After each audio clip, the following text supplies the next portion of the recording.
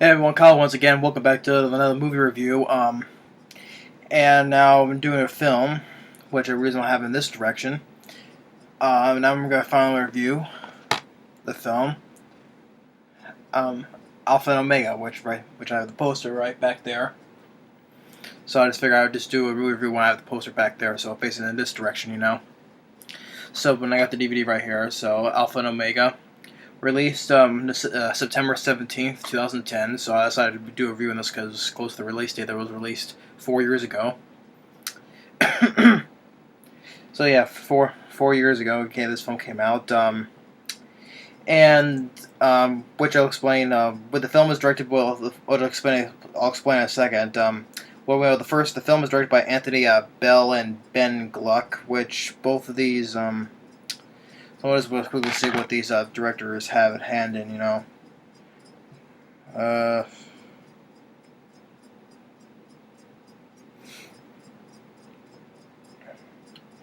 Nothing. I don't know much about the first director, Anthony Bell. But let's go and see what's about the director, Ben Gluck. What has he worked with?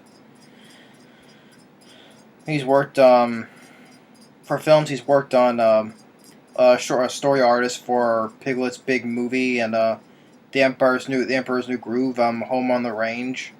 That's as a story artist. He looked like he directed Brother Bear 2, and he was also back to being a story artist for the film live action adaptation of Yogi Bear.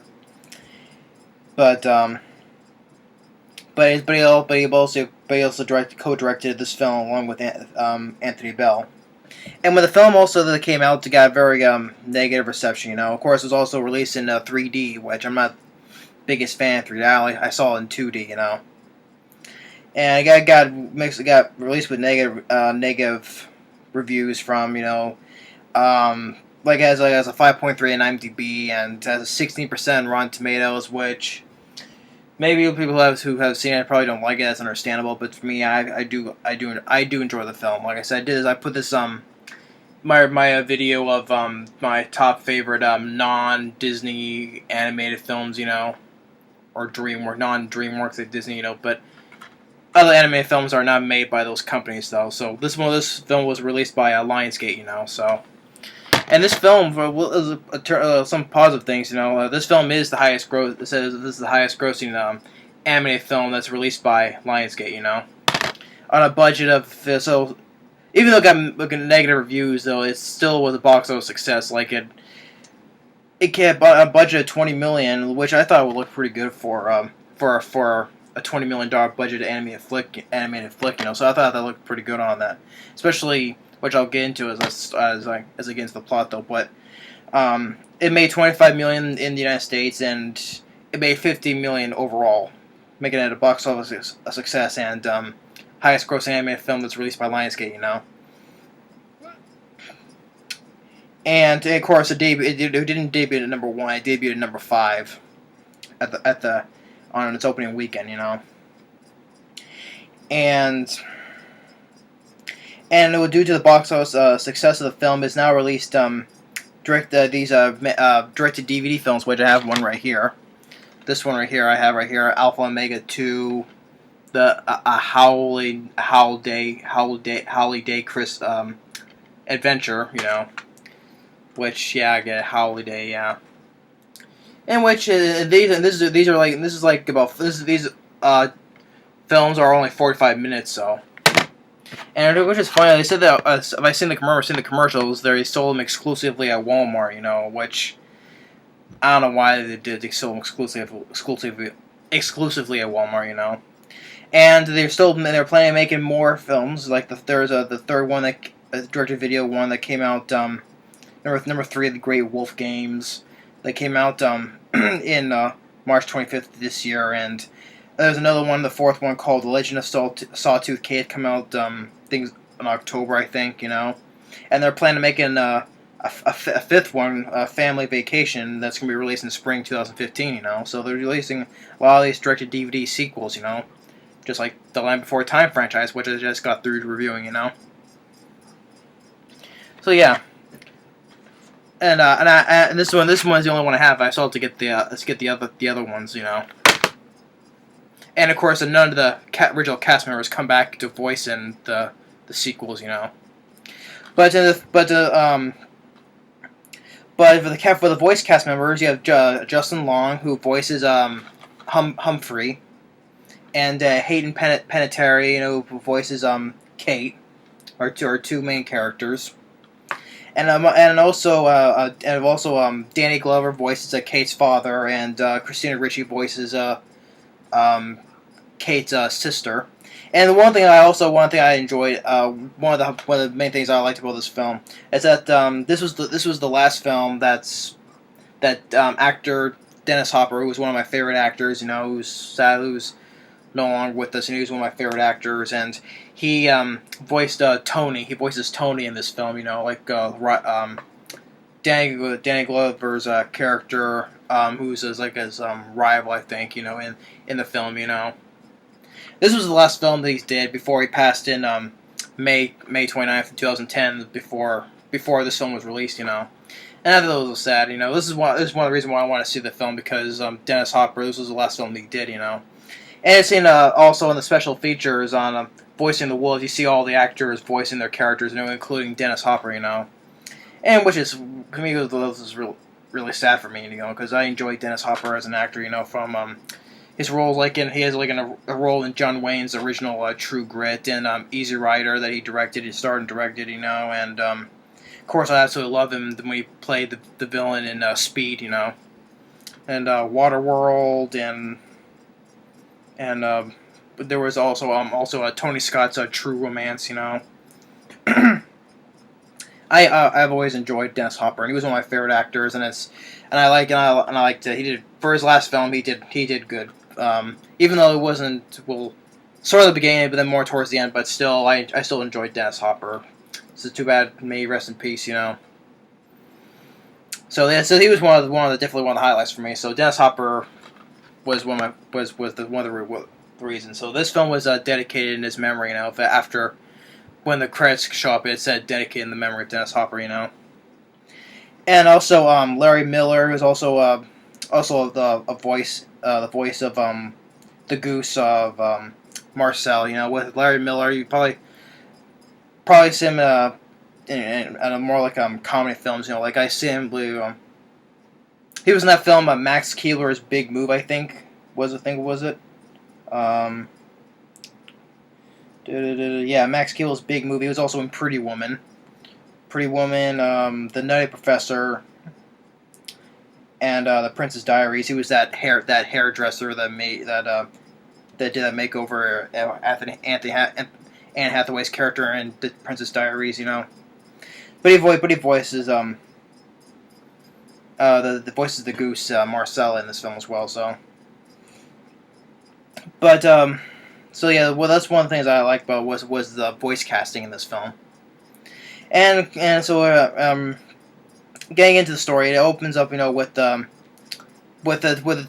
there's two packs, you know, alphas and omegas, you know, different kinds of wolves, you know, two different packs of wolves.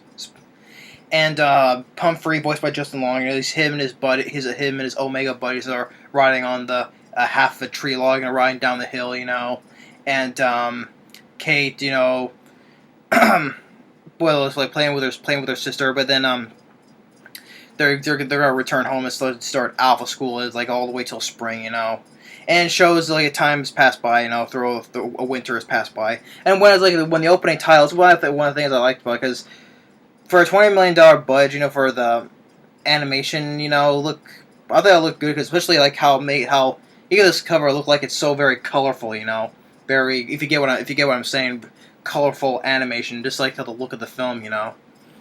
Very colorful looking. That's how I describe it, you know. But then the short time has passed by, and Humphrey is still doing the same thing with his friends, and then he sees that Kate, you know, about to stalking the prey of some caribou, you know, but then there's the rivalry pack, the Eastern pack, you know, interrupts, you know, and causes a caribou stampede, you know, and then And if I when Humphrey and his friends, like how they break out the fight is one of the friends, he tossed one of his friends up and just land on the fighting group, and it was like, um how would he say it, you're making us wolves look bad. Even the caribou is laughing at us, And Danny Glover's character, the father, what's his name, Winston, says, Omega's good job, And then then a time later, another time later, that Winston meets Dennis Hopper's character Tony, And Dennis Hopper's like, oh, that disc in my bag, it feels like wood, And he did discuss, that Cage was supposed to marry Tony's son Garth, and unite the packs, That way they don't have to fight. That way they don't have to continue fighting with each other, And Tony's like, I will not let my pack starve, Winston. Even if we'll take it, we'll fight for it, And of course, Kate listens to all the conversation. She knows the responsibility thing, And then later that night, they're like getting ready, and then she meets Garth. He sees like the big and strong, but when he tries to howl, he sings very terribly. Like all of the little birds drop, very lacking out with like that dizzy look in their eyes, But so Kate walks away, and meets Humphrey again. And then they're talking one thing leads to another. Then they get tranquilized by some humans, which they take them back to Idaho, and what they're doing, where they lived is in Jasper in Canada, So they're in Idaho, and they meet with Marcel and what is the duck's name, Patty, Caddy, his caddy, get it, Patty, you get what I'm saying. But Marcel's playing golf, and as his ball is about to go in, the woodpecker just breaks which is a rock, And it's like and Patty's like, I think your birdie ruined your birdie, And it's like that would have gone in, like, that counts because it would have gone in. And Patty's like, it's an obstacle, you gotta play with the obstacles, And then the two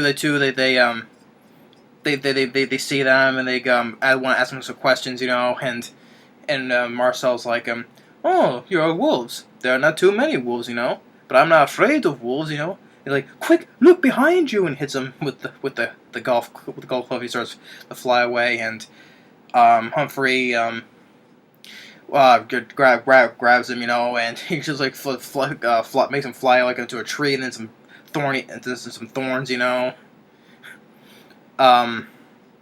But then eventually they crash down and ask him where the island, and it's like, Idaho, And the reason why they're brought to Idaho is like what Patty was saying. You are relocated to repopulate. Cake's like, what, And Humphrey's like this. But saying she has to get back to Canada, and they know a way, how to get there. They get with this couple, it's like a biker and an old lady, and they take this trip up to Jasper, so they get in the back seat, Then on the way, like when it's nighttime, like Humphrey, like he has like, I have to go. Can't you hold it? No, I can't. So he goes outside. He sees like a cupcake. And he eats it. And like all the stuff on his face. And the people, like the owner of the diner is like, oh look, it's a rabid wolf. I'm about to shoot him with a shotgun. And they both run into the woods. It starts raining. And Kate takes trying to find a way herself. And well, I'm gonna stop right here. This is gonna take into another part, so stay tuned stay tuned shortly for part 2 of this review. So stay tuned for a short bit.